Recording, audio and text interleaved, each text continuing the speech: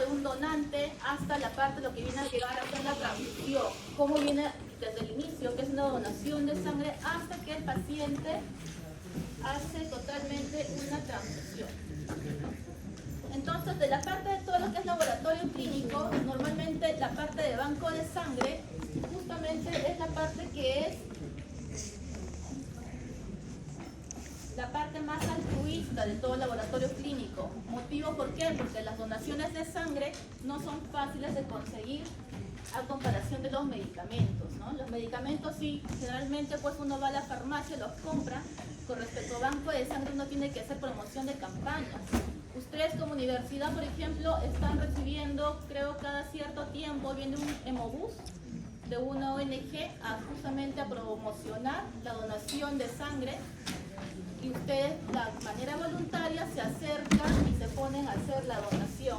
¿Motivo por qué? Porque justamente es el único.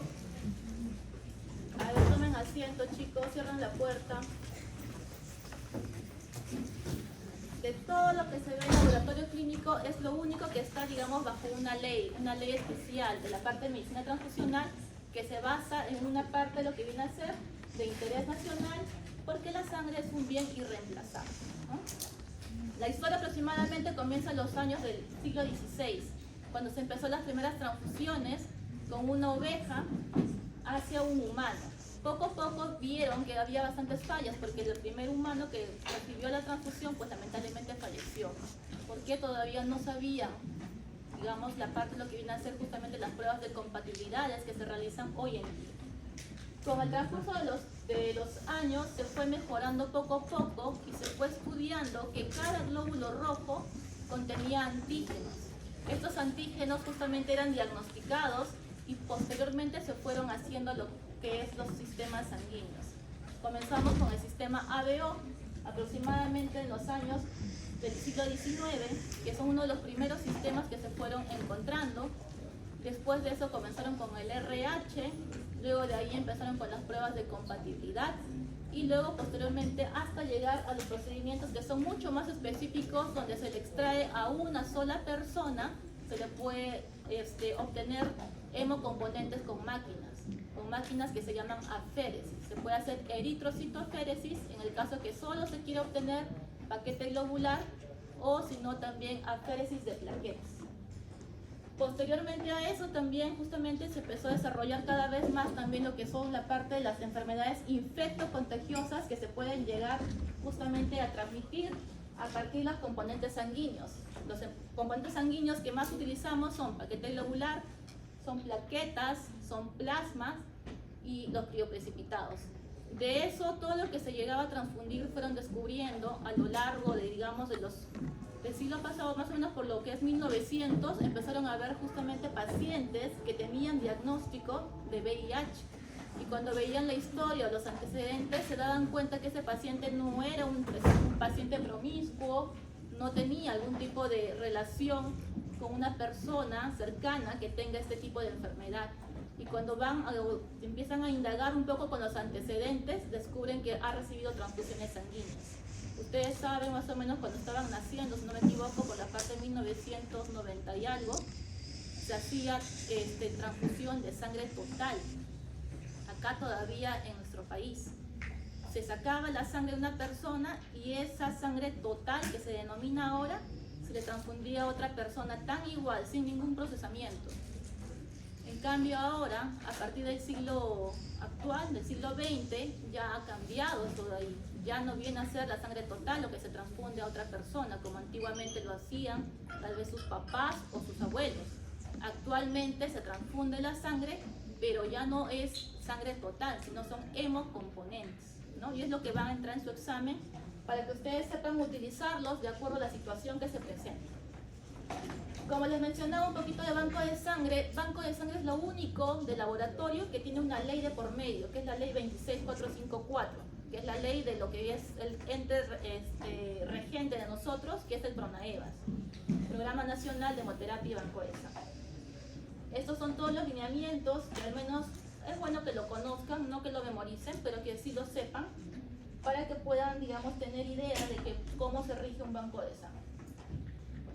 Otra cosa que también deben saber son los tipos de banco de sangre. Los bancos de sangre actualmente están pasando por un proceso de cambios. Antiguamente teníamos solamente los bancos tipo 2 y bancos tipo 1. Actualmente ya se ha subclasificado de la siguiente manera, como se observa ahí en la diapositiva, y ya se cuenta con bancos tipo 1, pero con clasificación A, B y C. Bancos tipo 2, que solamente es tener una demanda mayor de 2.500 unidades de donantes al año. Y el banco tipo 3, que es lo que se quiere lograr hacer, que todavía no hay acá en Perú, pero esto es el objetivo que quieren lograr justamente los señores de Pronaevas, es tratar de hacer hemocentros.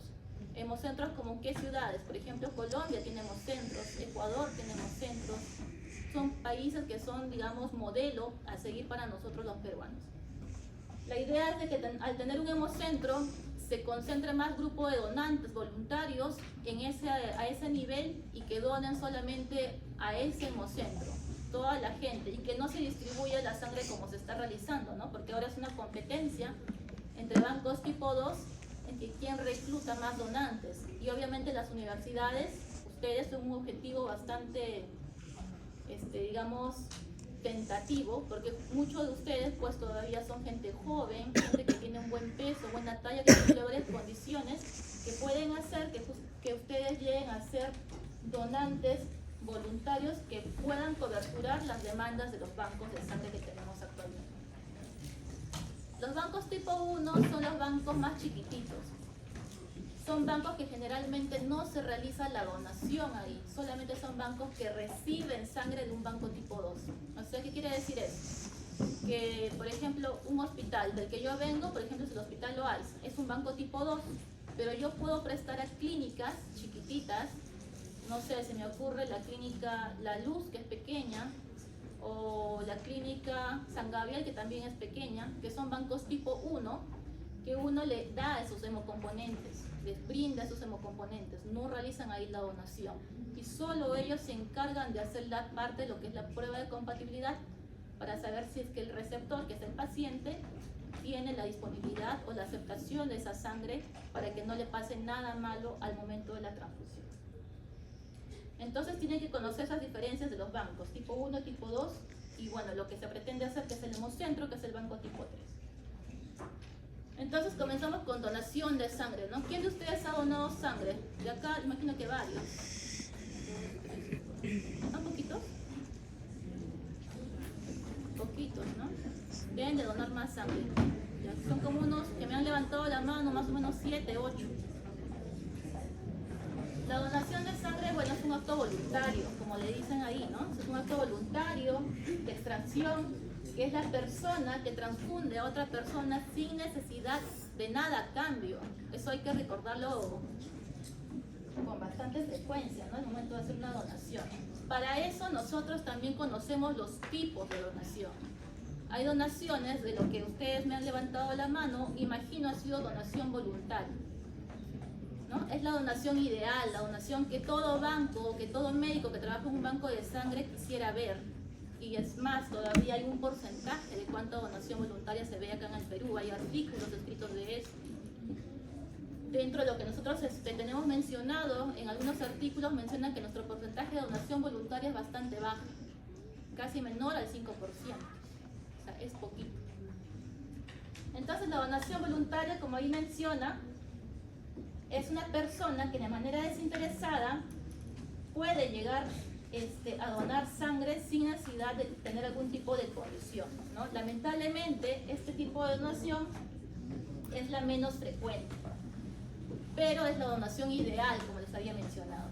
En cambio, tal vez no ustedes, pero muchos de sus familiares han acudido a alguna clínica o a algún hospital donde la donación que se ha realizado ahí sí es una donación por reposición, ¿no? Muchos de ustedes seguramente, algún familiar de ustedes ha caído bajo un accidente, bajo algún examen o alguna enfermedad hematológica y que los han llamado sus familiares para decirles que se acerquen a tal clínica a hacer algún tipo de donación.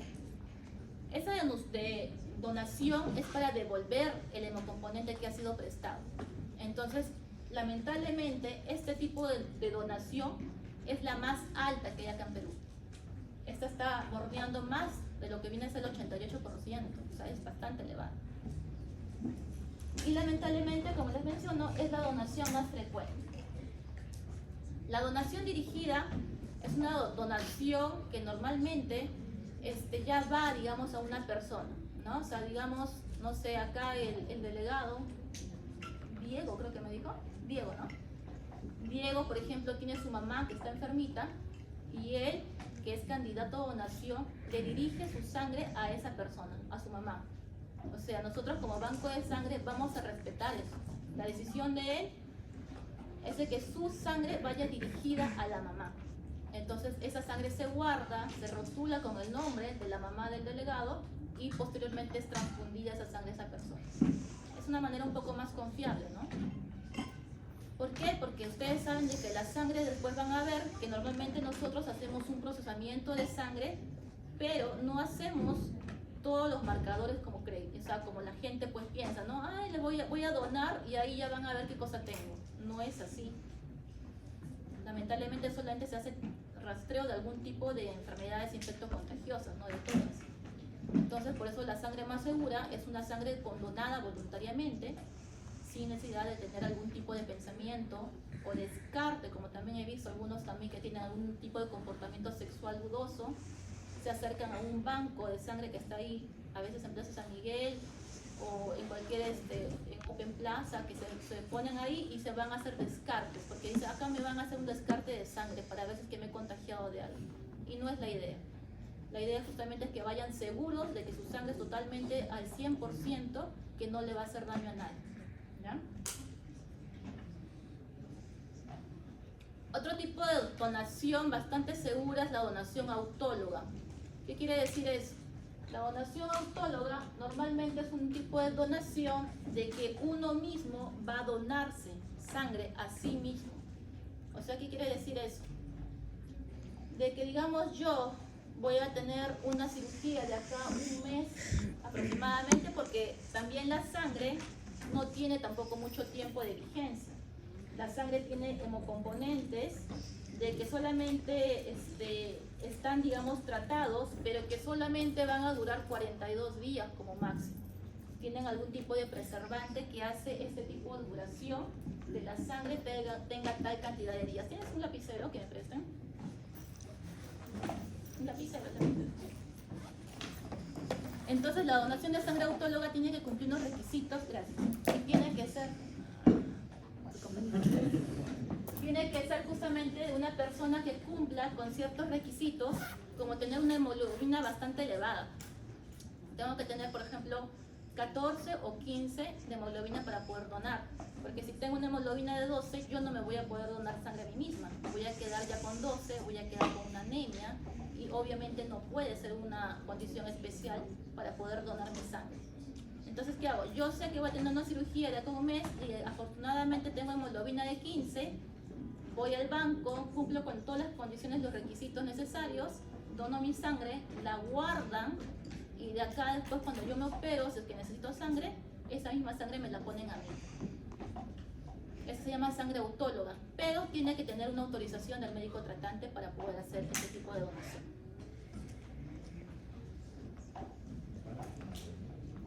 La otra donación es la que les comentaba al inicio, ¿no? Donación de aféresis. Es una donación que, por ejemplo, a ustedes les piden que deben 4 paquetes globulares. Entonces, en vez de estar buscando 4 donantes para que devuelvan los 4 paquetes globulares, una persona totalmente sana, robusta, con buena hemoglobina, tiene también hemoglobina en 15 aproximadamente, va a hacerse un banco de sangre que cuente con la máquina de aféresis y se realiza eritrocitoaféresis, donde puedes obtener paquetes globulares que aproximadamente sumen la cantidad de 3 paquetes globulares.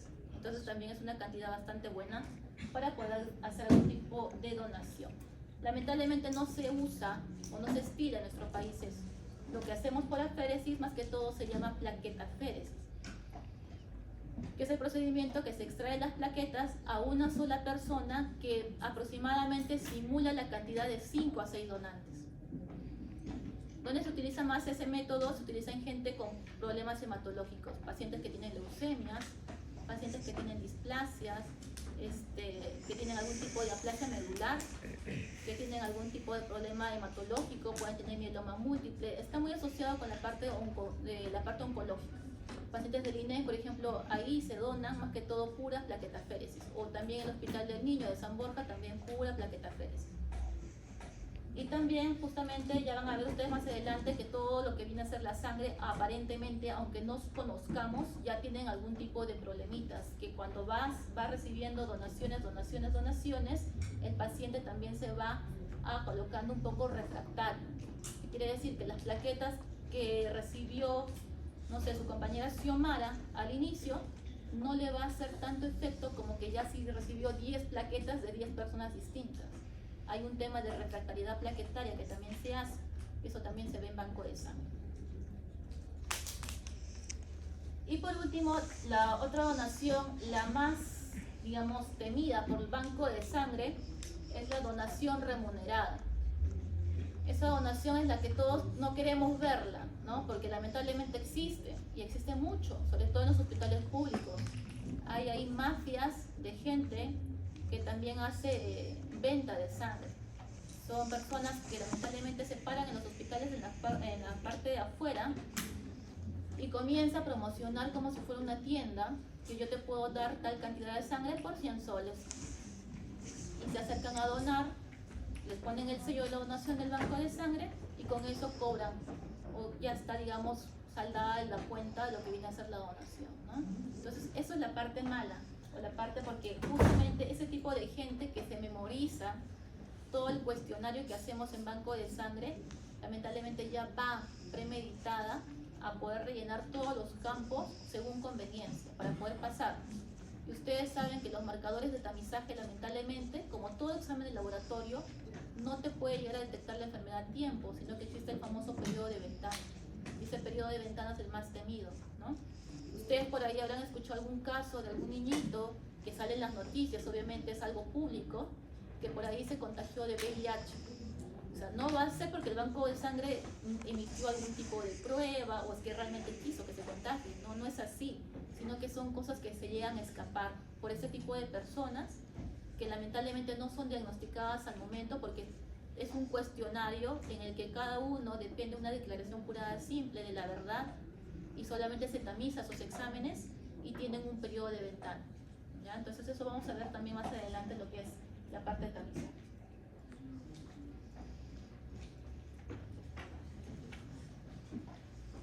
Los requisitos para ser donante también están estipulados en ley. Hay una ley que te pone, justamente el Ministerio de Salud ha aprobado para que se pueda hacer como un cuestionario de preguntas o entrevista que se llama, para que las personas puedan pasar a ser donantes o no de sangre. Con el COVID se hizo otra resolución que es una actualización para ver si la vacuna del COVID te afecta o no te afecta la donación, ¿no? Entonces, esto sí tienen al menos que saberlo, ¿no? Una noción general de cómo son los requisitos para un donante de sangre. La identificación es básica, ¿no? Tienen que contar con su DNI para poder donar. Su edad tienen que ser mayores de edad, por lo menos tienen que tener mayor o igual a 18 años. Menores de edad solamente bajo autorización del padre o la madre. Peso mayor o igual a 50 kilos. Si bien es cierto, así figura en la ley, pero no siempre se cumple. Ustedes van a ver, yo fui a donar pero me rechazaron y yo peso 52 kilos. Pero ¿cuánto mides? ¿No? O sea, eso es otro tipo de disyuntiva que se da, porque si bien es cierto, la gente peruana no tiene una talla muy alta. Entonces puedes pesar 52 kilos, mujer, y mides 1,55 m. Hay un cálculo que hacemos nosotros que es el cálculo de la volemia. Y la volemia efectiva para donación de sangre tiene que ser mayor a 3.500 mililitros. En cambio, una paciente que pesa 52 kilos y mide 1,55 m, su volemia aproximada será 3.290. Entonces es una insuficiencia de cantidad de sangre que tiene esa señorita y no puede donar sangre porque la vamos a dejar menos de 3 litros de sangre en el cuerpo. Entonces, esas son las condiciones también que deben de cumplir, ¿no? Obviamente gozar de buena salud, ¿no? Los hombres tienen que tener hematocrito mayor a 40, las mujeres mayor a 38 y siempre un acceso venoso adecuado. Muchas veces no los dejan donar por las venas, las venas las tienen muy delgaditas, o se rompen, o son muy movedizas. Entonces la aguja que es para la donación de sangre es gruesa, el calibre es grueso. Y solamente es aproximadamente 10 minutos. Pero tiene que resistir el calibre de la vena, tiene que resistir esa aguja gruesa. Entonces, ¿por qué? Si no se rompe y se forma tremendo hematoma. ¿Ya? Entonces la parte del acceso venoso siempre tiene que ser apropiado. ¿Cómo pueden sacar venas? Haciendo mancuerdas, yendo al gimnasio. Ahí se saca buena vena. Este es el modelo de formato de selección del donante que tenemos, que más o menos es un prototipo que se realiza. Y estas son las alternativas de calificación, ¿no? O sea, obviamente hay un candidato aceptado, hay un candidato diferido. Muchas veces los diferidos son personas de que se les, por una X razón, se les dice que de acá 5 días regresen, 7 días regresen, o de acá 10 días. Y el candidato rechazado es alguien que definitivamente no puede llegar a donar sangre. Entonces vamos con la parte de extracción o flebotomía. Esa es la parte más temida, ¿no? Varios donantes se acercan, quieren donar sangre, pero no están justamente en la parte de flebotomía, es lo que le tienen miedo.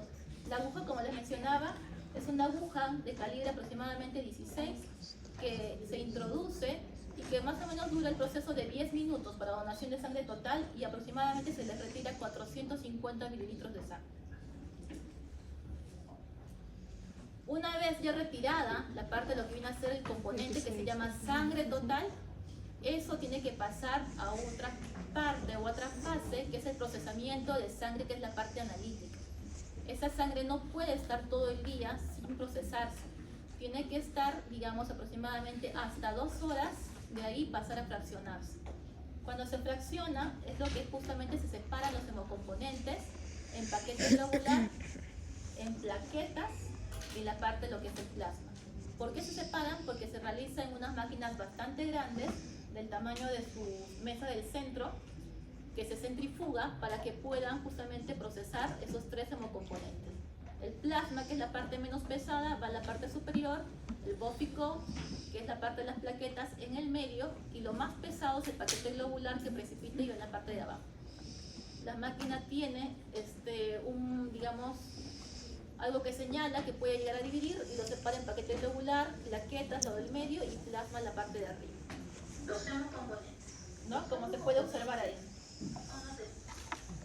Luego, la parte de lo que viene a ser los hemocomponentes justamente es la sangre total, que les había mencionado, el paquete globular, que pueden tener paquetes globulares leucorreducidos, si es que saben pedirlo. Normalmente eso lo piden para los niñitos, lo que son pacientes oncológicos, le piden paquete globular leucorreducido. También otra opción es el paquete globular lavado. ¿Por qué? Porque el paquete globular lavado te lava todos los anticuerpos que puedan llegar a tener. ¿Qué cosa previenes con eso? Que no te contagias de enfermedades, por ejemplo, como el HTLV o algún tipo de enfermedades que puedan tener algún tipo de enfermedad linfotrópica. Entonces todo eso puede conllevar justamente a hacer paquetes globulares lavados. Glóbulos rojos congelados, bueno, sí se realizan, pero acá en Perú no se realizan, ¿no? O sea, normalmente son en países de primer mundo. El concentrado de plaquetas, que es lo que les había mencionado, y se obtiene plasma fresco congelado o crío precipitado. No puedes obtener las dos cosas. Solamente son 3 hemocomponentes: paquete globular, plaquetas y plasma, o crío precipitado. ¿Ya? Dentro de lo que viene a ser el paquete globular, el paquete globular, van colocando su firmita al costadito, ¿ya? Pon tu firma ahí, el paquete globular aproximadamente contiene un volumen de 200 a 220 mililitros. Ese volumen que contiene el paquete globular necesariamente pues es indicado bajo algún tipo de parámetros, que esto sí, por favor, necesito que sí se lo aprendan porque esos son casos clínicos. Por ejemplo, un paciente con una anemia severa sí necesitaría una transfusión de paquete globular, ¿no? La clase pasada ustedes han visto la parte del hemograma. ¿Y cuándo es anemia severa? Menor a 7, ¿no? Entonces, un paciente con menor a 7 de hemoglobina, con algún tipo de signos de hipoperfusión, sí condiciona a donación de paquete globular. Muy a diferencia de un paciente que ya tiene, por ejemplo, es un paciente renal con 5 de hemoglobina sin ningún tipo de problema al momento de tener, digamos, no tiene una indicación médica para una transfusión, porque ya tiene una anemia crónica, una anemia que está justamente por una enfermedad renal.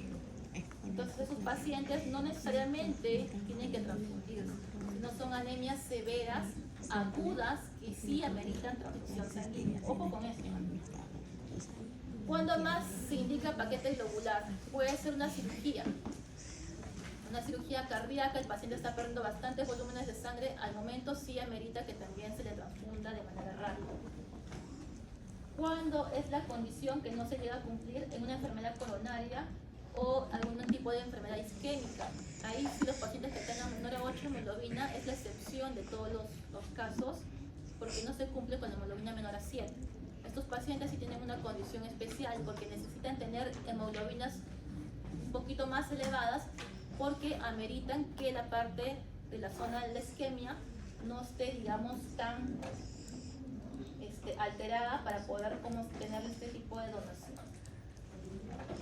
El concentrado de plaquetas. Tenemos justamente en el concentrado de plaquetas que tenemos dos tipos de infusión de plaquetas, como podríamos llamar. Unos son las plaquetas simples, o conocidos también como concentrado plaquetario, y el otro son las aféresis de plaquetas, ¿no? El concentrado de plaquetas solamente es un solo donante para concentrado de plaquetas. En la aféresis son 5 o 6 donantes, entre comillas, pero todo eso se le retira a una sola persona. Entonces esa es la diferencia. Y la aféresis más que todo va para gente que tiene algún problema hematológico, ¿no?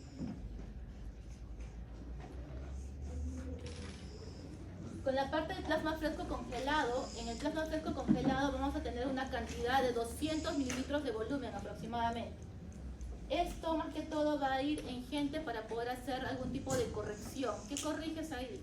Puedes corregir factores de coagulación, puedes corregir proteínas, puedes corregir la parte de lo que también son albúminas, puedes llegar a hacer corrección de algún tipo de inmunoglobulina, ¿no?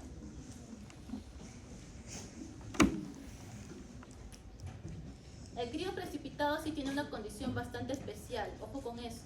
Crioprecipitado solamente ustedes van a dar, porque son volúmenes bastante pequeñitos, aproximadamente son menos de 50 mililitros, son ahí como se puede ver en la imagen, ¿no? Es bastante pequeño. Y solamente se obtiene factor 8 o lo que viene a ser fibrinógeno. Entonces son las únicas indicaciones para lo que es crioprecipitado, que tengas hipofibrinogenia o que tengas algún tipo de hemofilia. ¿Ya? Sobre todo la hemofilia que es con déficit de factor 8. Para este tipo de condiciones solo se da crioprecipitado. Ya hemos visto los hemocomponentes y los hemoderivados ya son condiciones tratadas. Del plasma, que es rico en lo que viene a ser factor 8, inmunoglobulinas, proteínas, se obtienen ya productos farmacéuticos que ustedes sí van a ver en farmacias. Lo que ustedes ven o pueden comprar en farmacia, que proviene de donaciones de pacientes voluntarios, la industria farmacéutica ha logrado, justamente a través también de ONGs en otros tipos de países, procesar estos plasmas y obtener justamente estos tipos de hemoderivados que son albúmina, que ustedes los indican más que todo en pacientes renales o algún paciente con algún tipo de problema neurológico que tienen que tratar. Factor 8 propio, así como medicamento en hemofilias, y las inmunoglobulinas que se utilizan para las enfermedades autoinmunes. Todo eso proviene también igual de procesamiento del plasma, ¿ya? Ahora vamos a ver lo que viene a ser el tamizaje de hemocomponentes. El tamizaje de hemocomponentes, ahí sí es una condición de 7 enfermedades infectocontagiosas, ¿no? Tenemos la hepatitis B, que ustedes han visto creo en la clase de hepatitis recientemente. Tenemos para hacer diagnóstico de antígeno de superficie y hepatitis B core. La hepatitis B core obviamente nos da digamos la idea de que podamos tener un paciente que pueda tener la sospecha que esté con la hepatitis B al momento de que hagas el tamizaje. El antígeno de superficie obviamente sí nos da, ¿no es cierto? Sí o sí que ese paciente actualmente está cursando con la hepatitis B. La La prueba de Chagas se hace acá en Perú, porque el Chagas lamentablemente es una enfermedad que todavía es propia del país, sobre todo en la parte donde viene a ser la selva, y es necesariamente detectarla. ¿Cómo se detecta? Con la parte de antígenos anticuerpos. O sea, vamos a detectar anticuerpos para Chagas en esos exámenes del tamizaje. Y esa prueba justamente también cuenta con un periodo de ventana, pero que no es pues llamado o considerable su diagnóstico, a diferencia de lo que vamos a ver que es el VIH, ¿no? El VIH justamente es una de las pruebas que es bastante temible porque ese tipo de virus es un lentivirus, o sea, ya viene de la familia de los retrovirus y es un lentivirus que significa que su replicación es bastante lenta, o sea, no es muy, digamos, un virus que se duplique, se triplique rápidamente. El periodo de ventana en todos es bastante distinto. En algunas personas se puede presentar pues al cabo de un mes, en otras personas puede ser 3 meses, en otras personas puede ser 5, 6, varía de acuerdo a la persona. Y eso es nuestro gran, digamos, problema que tenemos en el banco. Ahora la tecnología ha ayudado a que nosotros podamos detectarlo con mucha mayor frecuencia, no frecuencia, sería con mayor rapidez, pero todavía digamos que hay un periodo de ventana de 21 días aproximadamente. O sea, si yo el día de hoy en la noche tengo sexo con una persona X que no conozco y mañana voy a donar sangre en el banco y miento, mi sangre va a entrar a procesamiento y no lo van a poder detectar. O sea, no van a detectar que yo puedo contagiar a otra persona del VIH. Y es más, yo ni siquiera me hago la prueba al día siguiente y mi marcador va a salir negativo. Pero de acá a 6 meses o al año que ya empiezo a tener algún tipo de síntomas, que me enfermo a cada rato, ahí sí voy a poder pensar que puedo tener algo, me hago mi examen y ya me sale el antígeno anticuerpo positivo. Entonces ahí yo voy a tener la seguridad de que yo tal vez pude haber contagiado a una persona con mi sangre cuando yo hice la donación.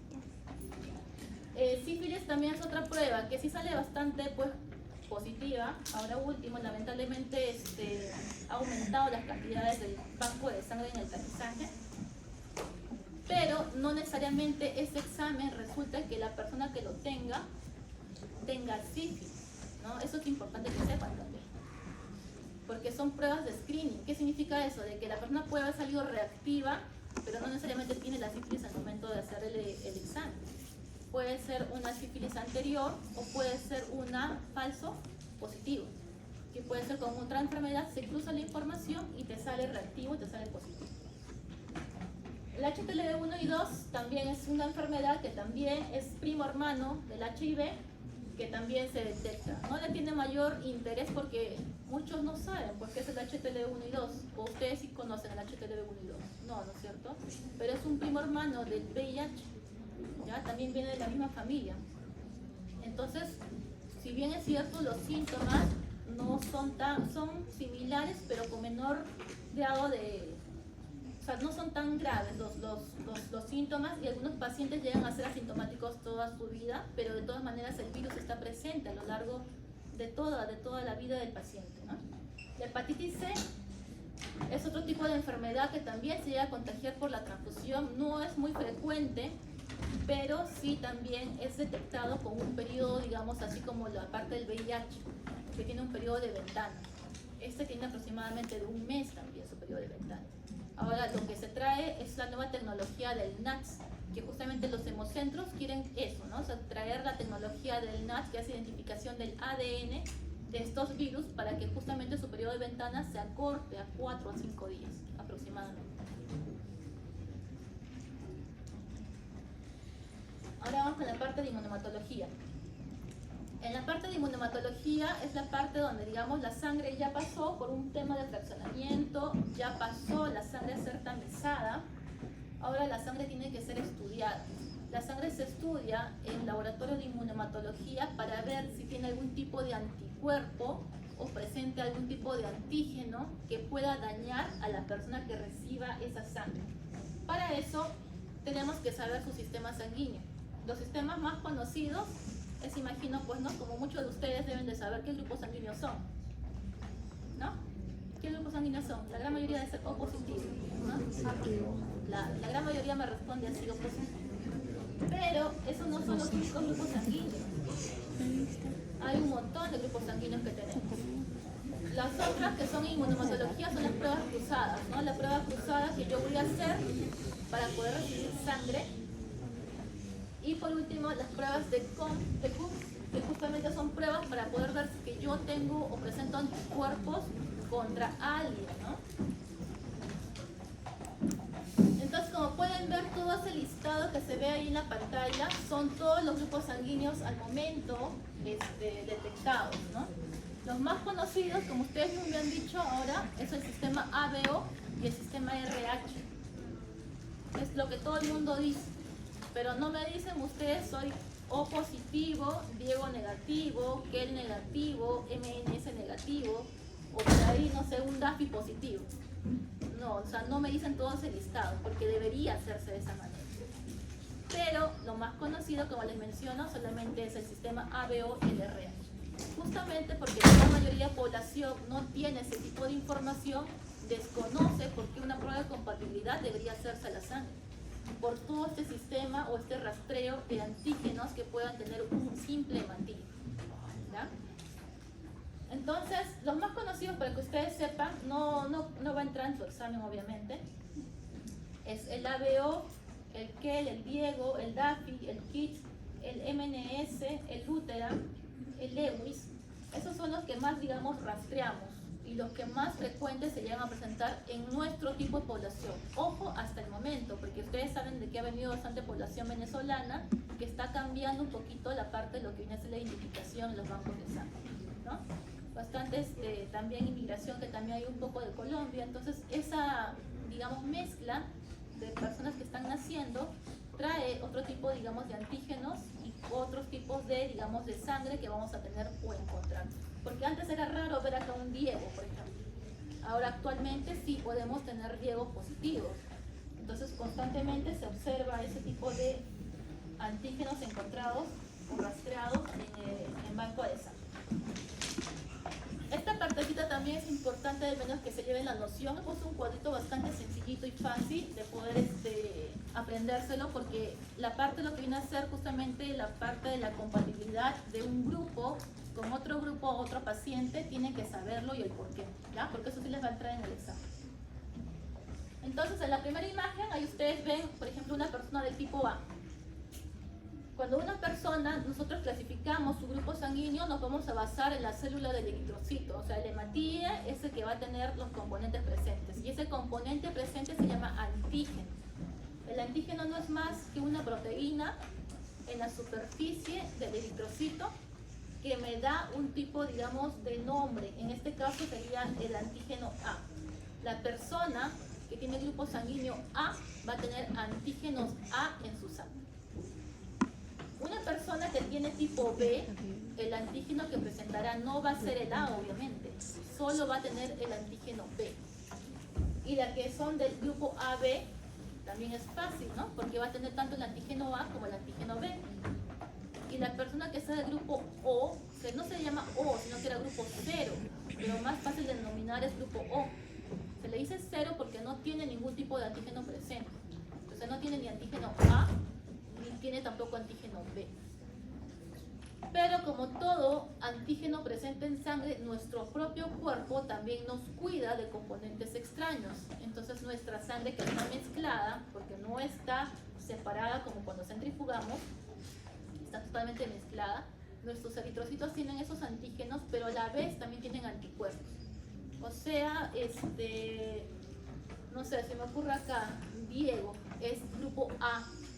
Él va a tener antígenos A, su eritrocito, pero a la vez tiene anticuerpos para el grupo B, presentes también en su sangre, ¿no? O más conocido como en su plasma. Entonces tiene ambos anticuerpos. Es por eso que a él, siendo un grupo A, no se le va a poder transfundir un grupo B a esa persona. ¿Por qué? Porque obviamente su sangre reaccionaría automáticamente contra toda la donación del grupo B y atacaría y se hemolizaría y produciría un proceso de aglutinación que se llama un tipo de reacción hemolítica aguda, ¿no? Es por eso que no son compatibles ese tipo de sangre. Entonces, a ver si ya han llegado a entender un poquito la parte de lo que vienen siendo los grupos sanguíneos, ¿no? Si, por ejemplo, yo soy del grupo B positivo, ¿puedo transfundirle un grupo AB? Paquete globular. Sí, porque tiene anticuerpos contra el A, no sería, lo rechazaría. O sea, aceptaría el B. A y B. O sea, si yo soy grupo B, ¿me pueden transfundir grupo AB? O sea, aceptaría el B, pero rechazaría el A. No, grupo AB solamente viene un grupo, es un grupo sanguíneo, el AB.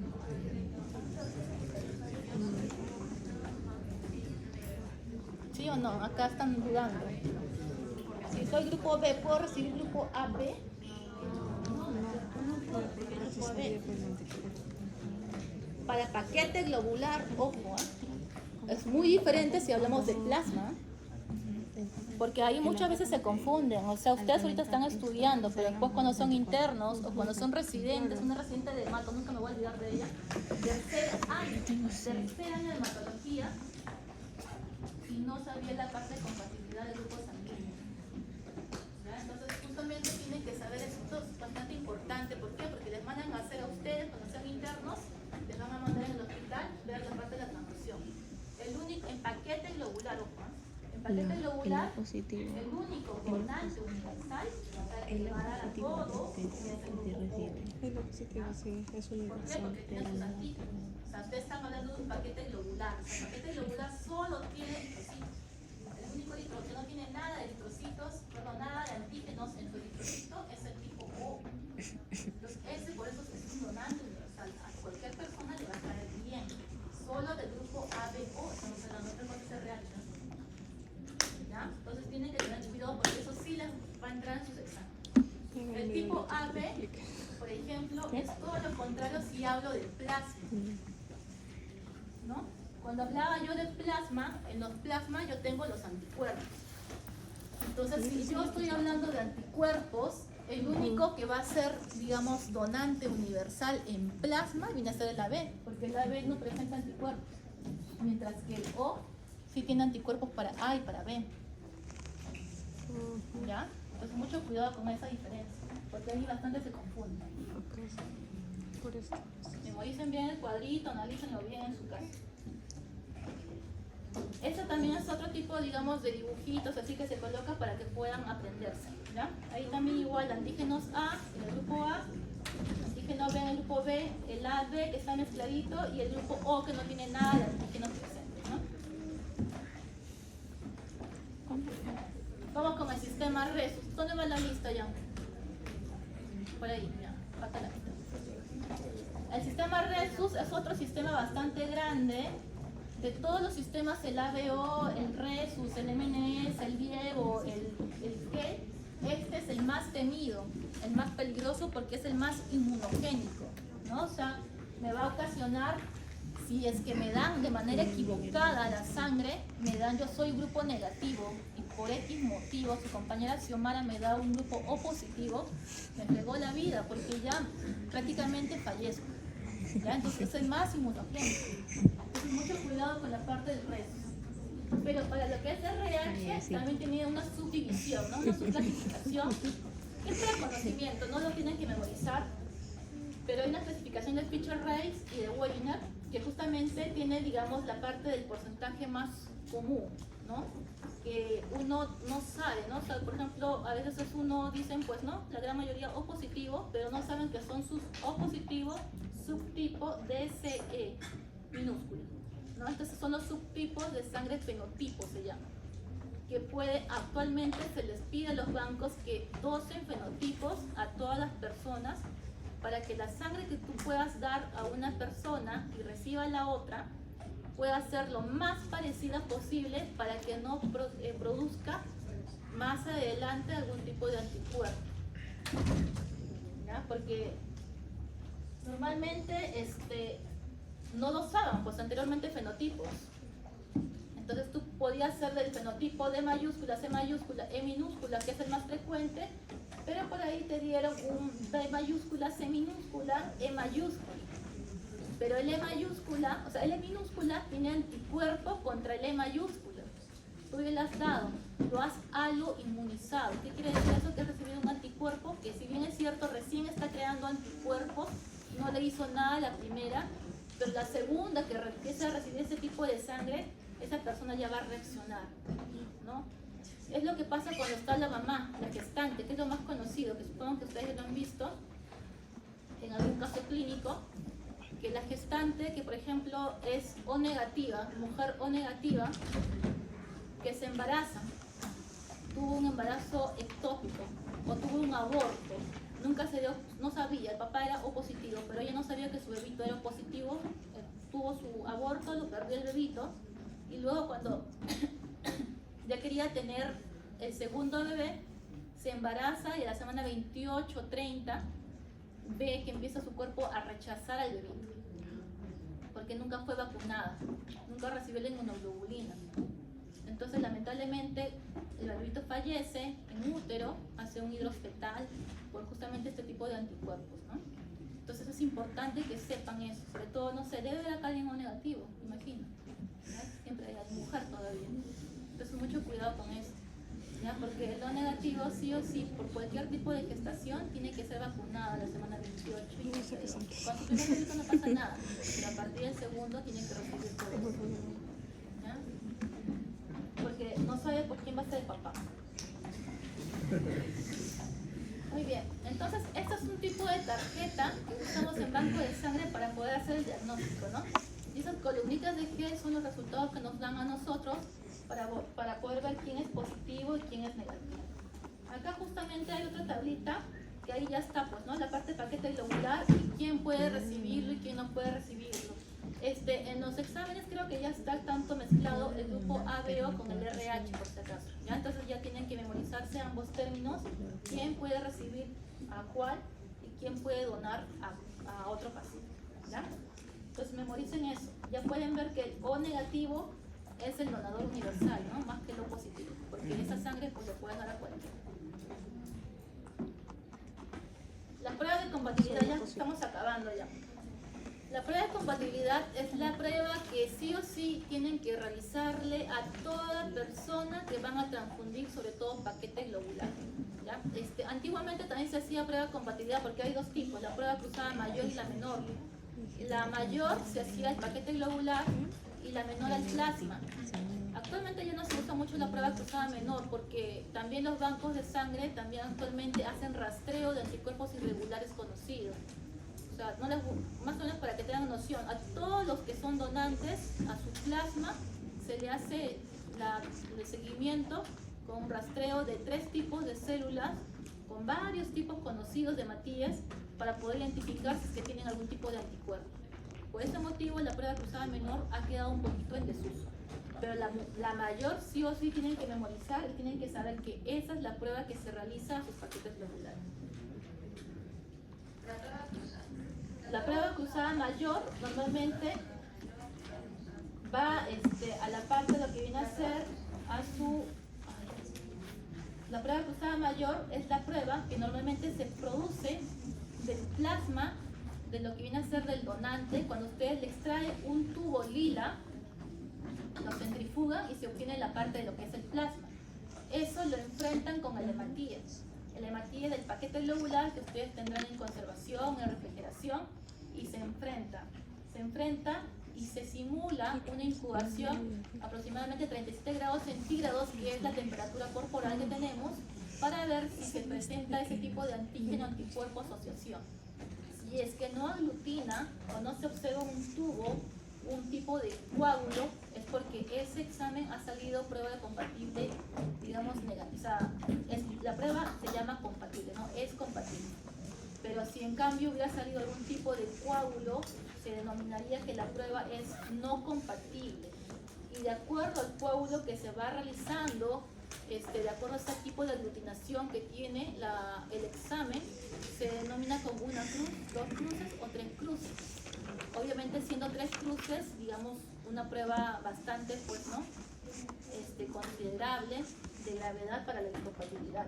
Y la de una cruz, la menor grave, ¿no? Porque hay veces que son pacientes hematológicos, sobre todo, que ya de por sí les va a salir siempre la prueba incompatible. Y al final el hematólogo tiene que decidir si es que le va a dar esa sangre o no le va a dar nada, ¿no? Entonces tiene que haber ahí riesgo-beneficio. ¿Le doy esa prueba o esa sangre que es incompatible en una cruz o no le doy nada, ¿no? Y son generalmente pacientes como les mencionaba, con aplasia medular o con anemias hemolíticas, que también es otra condición bastante temida. Con la prueba del test CUS directo, el test CUS directo más que todo es una prueba que se realiza para poder rastrearme a mí misma, ¿no? O sea, yo tengo sospecha que estoy haciendo anticuerpos contra mí mismo, o sea, yo estoy generándome anticuerpos para mis eritrocitos.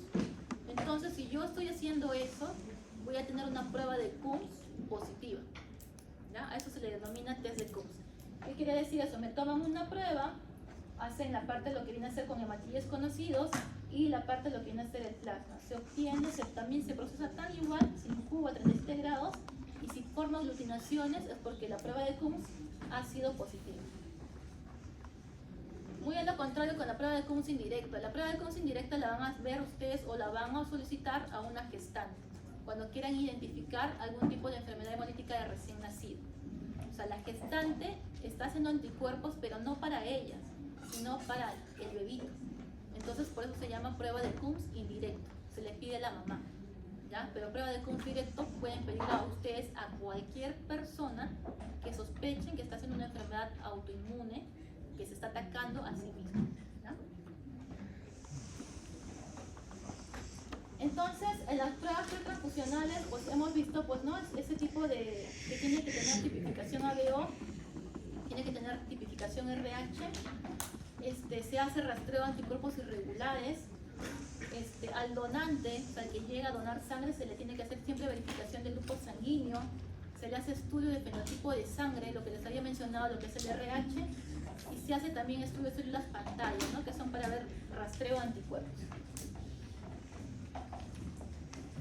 Y cuando ustedes llegan a transfundir la sangre, tienen que tener mucho cuidado con las reacciones. Eso también es importante que sepan y que lo vean, ¿no? Esa parte de acá, que ya es la última. Cuando uno transfunde sangre, pasan algún tipo de reacción, que puede ser inmunológica o no inmunológica. La inmunológica es algo que reacciona el cuerpo y genera anticuerpos. Por ejemplo, inmediatas son menos de 24 horas, o sea, en el mismo día presenta algún tipo de problema. Y las tardías son posteriores a 24 horas. La más conocida es la reacción febril hemolítica. La reacción febril hemolítica casi la gran mayoría la tiene, ¿no? Porque puede dispararse 1 grado centígrado aproximadamente de temperatura al momento de recibir la sangre, el receptor. Entonces es algo que sí se podría llamar como una condición fisiológica en teoría, porque es bastante común. Y aproximadamente se espera las reacciones adversas transfusionales hasta un 5%, o sea, es bastante considerable el número. Otra cosa muy distinta viene a ser la reacción hemolítica aguda, ¿no? Que es lo más temido, que es cuando se llegan a confundir, que sí pasa mucho, sobre todo los que pretenden ser anestesiólogos, en sala de operaciones les pasa lamentablemente la confusión, porque tienen ahí un paciente O y un paciente A, y a veces la técnica, como es técnica de enfermería, no tienes los suficientemente estudios para poder saber qué sangre le corresponde, y por la facilidad de ellas traen los hemocomponentes de A2. Entonces, si a la O le tenía que dar la O y a la A tenía que darle A, pero lo da así, cambiado, que ha pasado recientemente el año pasado, lamentablemente pues produce algún tipo de reacción hemolítica, porque el anestesiólogo, como parte de su función, es hacer un filtro para poder ver la transfusión, qué hemocomponente le está dando a su paciente, y no guiar solamente lo que la enfermera le va y le pone al momento de transfundir. Entonces ha pasado una señora que por suerte no murió, pero sí entró en diálisis, estuvo como 7 días, logró salir porque lo detectaron de manera rápida. Y bueno, no tomó represalias, ¿no? Pero sí debió haberse ido contra el anestesiólogo, que es el responsable de hacer la operación, ¿no? Entonces ahí para que puedan ver un poquito las reacciones inmunitarias. Las tardías es lo que muchos casi no le dan importancia, ¿no? Las tardías que son más de 24 horas, que tienen a la inmunización. ¿Qué será la inmunización? Ni siquiera saben qué es la inmunización. Justamente es eso, cuando te ponen una sangre que no es del todo compatible en tu cuerpo. Empiezas a hacer algo anticuerpos, pero que no los vas a ver al momento, que los vas a ver cuando ya te transfundan nuevamente la sangre, vas a ver pruebas incompatibles. Eso es debido a una aloinmunización. ¿Ya? Muy bien, para terminar entonces concluimos de que el banco de sangre es bastante importante y espero que al menos hayan tomado algo de conciencia para ver la importancia de la donación voluntaria de sangre, ¿no? Los invito a que donen, tal vez no va directamente para un hospital, creo que ustedes están asociados con el niño de San Borja, pero bastantes niñitos van a agradecerles la buena intención de cualquiera uno de ustedes para que les puedan llegar una sangre segura. ¿Listo, chicos? Gracias.